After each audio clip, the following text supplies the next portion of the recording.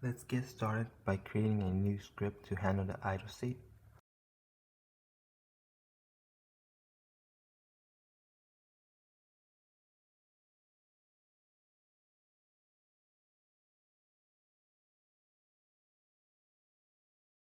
We next need to create a new interface class to define some state properties.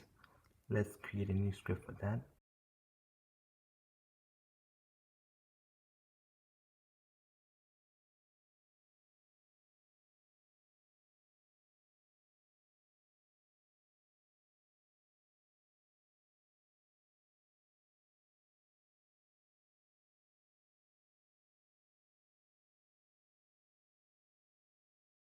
The only property we're interested in is the enabled property that we'll be using to enable or disable a given character state. Let's add that property.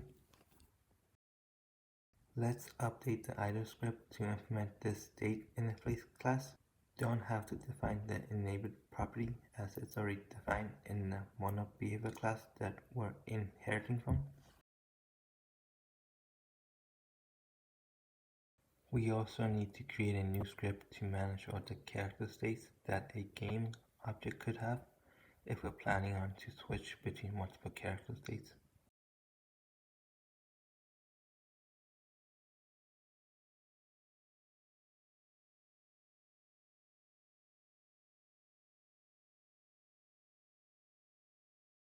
Let's update the idle script to reference this state manager script now.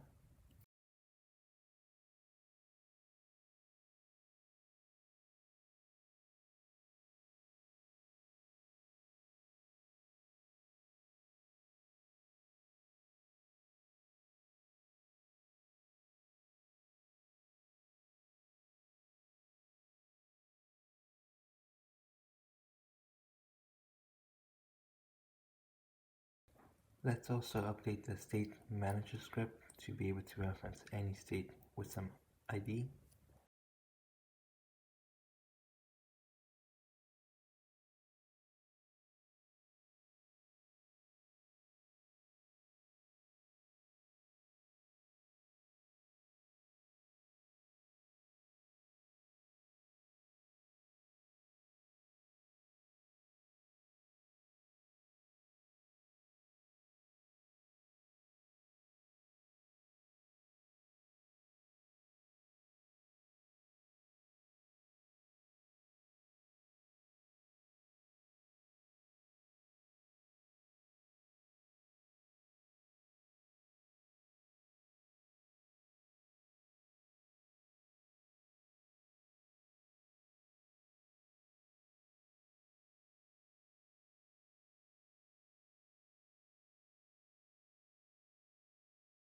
And finally, update the idle script to pass a reference of itself to the state manager script.